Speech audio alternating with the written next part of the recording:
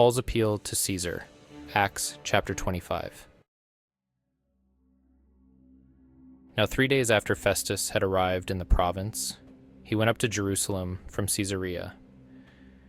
And the chief priests and the principal men of the Jews laid out their case against Paul, and they urged him, asking as a favor against Paul that he summon him to Jerusalem, because they were planning an ambush to kill him on the way.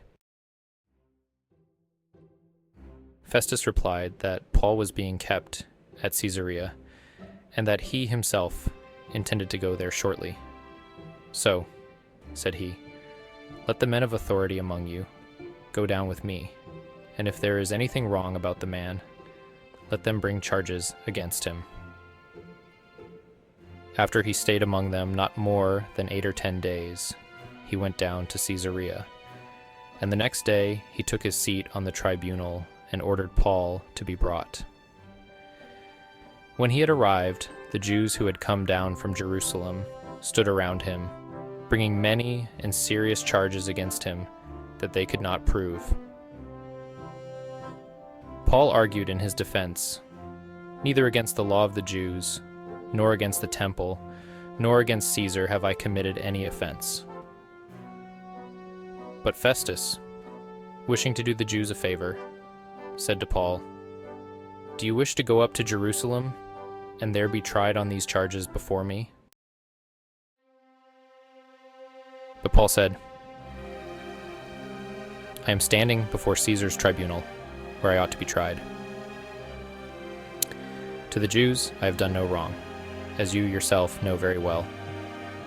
If then I am a wrongdoer and have committed anything for which I deserve to die, I do not seek to escape death. But if there is nothing to their charges against me, no one can give me up to them. I appeal to Caesar. Then Festus, when he had conferred with his council, answered, to Caesar you have appealed, to Caesar you shall go. Now, when some days had passed, Agrippa the king and Bernice arrived at Caesarea and greeted Festus.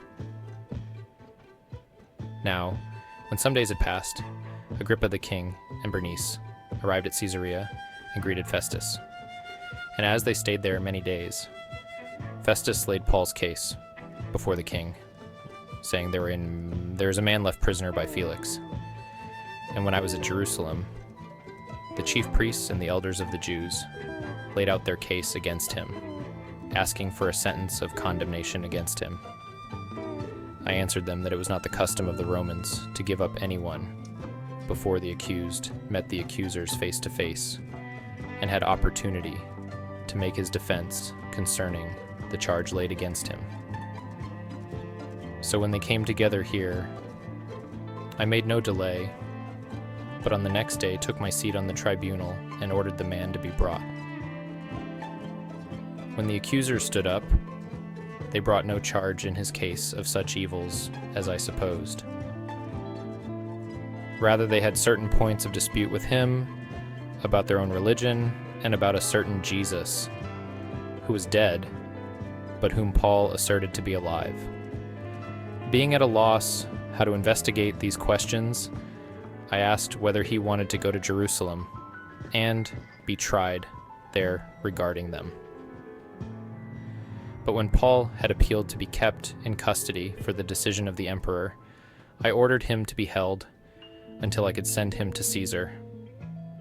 Then Agrippa said to Festus, I would like to hear the man myself. Tomorrow, said he, you will hear him.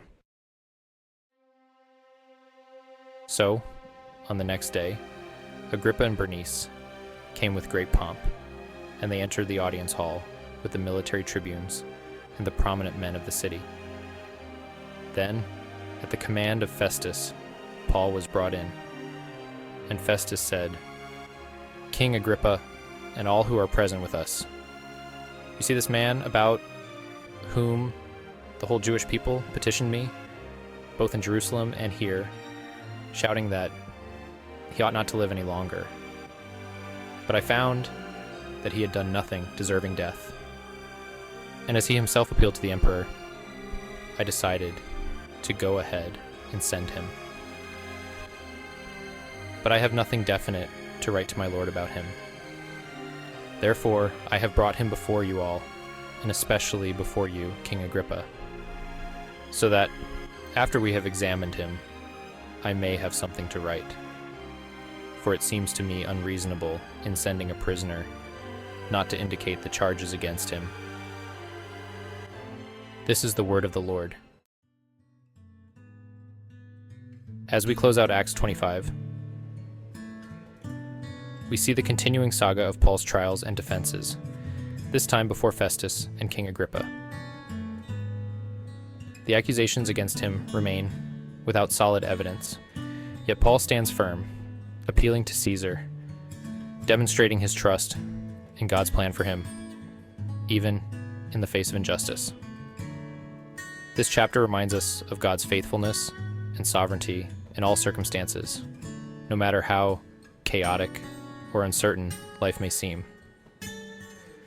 Paul's unwavering confidence in God's purpose is an encouragement for us to stand boldly in our own faith, even when others may come against us. Now, as we look ahead, Paul's journey will continue with more trials and defenses. Join me next time for Acts 26, where Paul will testify again before King Agrippa. And remember, God's plan is always unfolding, even when we can't see the full picture. Don't forget to like, subscribe, and click the notification bell to stay updated with our journey through the book of Acts. I'd love to hear your thoughts on this chapter. Please share them in the comments below. Let's continue to grow and learn together as a community. Until next time, keep striving to be more with God in every moment of your life. May His grace and peace guide you throughout the week. See you in our next video.